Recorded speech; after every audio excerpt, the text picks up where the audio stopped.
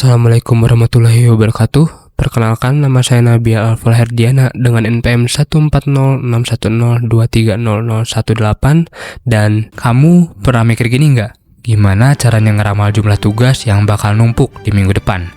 Karena berdasarkan pengalaman sebelumnya, kalau udah deket-deket UTS atau UAS gini tuh suka tiba-tiba banget banyak tugas. Nah, hal ini bisa kita coba pakai dengan metode Holtz Linear Exponential Smoothing. Tapi tunggu, yang bikin metode ini bekerja bukan cuma rumusnya, tapi ada dua komponen penting yang sering bikin bingung, yaitu alfa dan beta. Berapa sih nilai alfa dan beta yang ideal? Harus ditebakkah? Harus dicoba-coba? Atau bisa dicari otomatis? Tenang, di video ini kita bakal bahas tuntas gimana cara nentuin nilai alfa dan beta yang tepat biar ramalan kamu nggak ngaco. Oke, jadi Holt ini adalah pengembangan dari metode Simple Exponential Smoothing. Kalau metode yang simple itu cuma cocok buat data yang datar-datar aja. Holt ini lebih fleksibel karena dia bisa nangkep arah tren. Apakah datanya itu lagi naik kah, lagi turun, atau stagnan. Nah, dalam metode ini ada dua parameter penting yang perlu kita atur dengan hati-hati, yaitu alfa dan beta. Dan disinilah peran kita sebagai analis data diuji.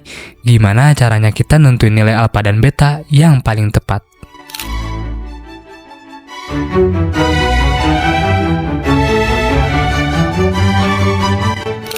Pertama, kita kenalan dulu sama si alfa.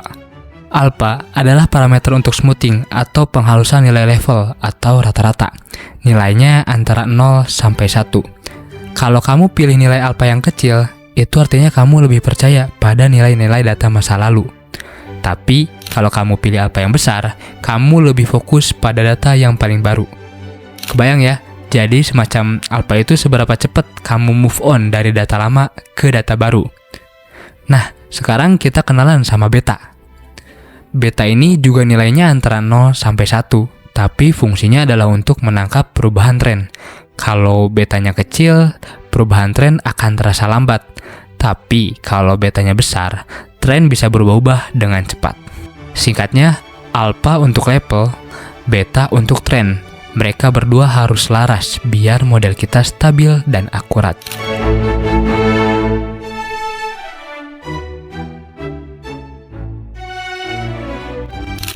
Bayangin, kamu lagi coba meramal jumlah tugas yang bakal numpuk di minggu depan.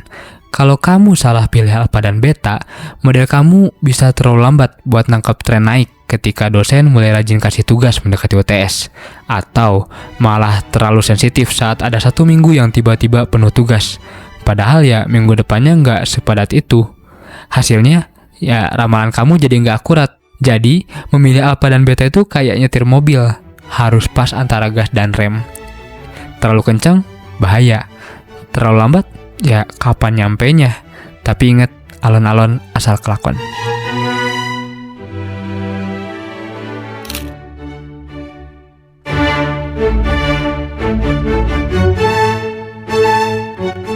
Nah, sekarang gimana sih cara nentuin nilai alfa dan beta yang ideal? Metode pertama adalah dengan cara coba-coba manual, trial and error. Cara pertama, kita bisa lakukan dengan coba-coba. Kamu bisa mulai dari kombinasi nilai alfa dan beta. Misalnya, alfa 0,1, 0,2, 0,3, sampai 0,9.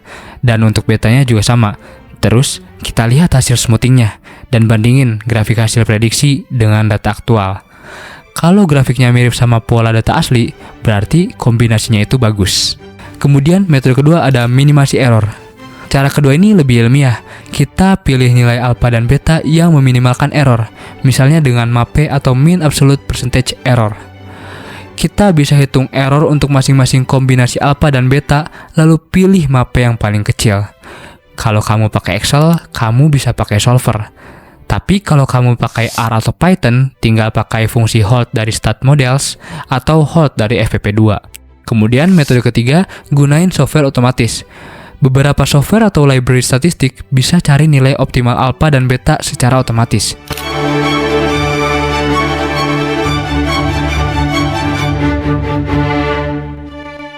Oke, sebelum kita tutup, ada beberapa tips praktis. Yang pertama, Kalau data kamu sangat fluktuatif, pertimbangin alpha yang lebih rendah, biar nggak terlalu liar.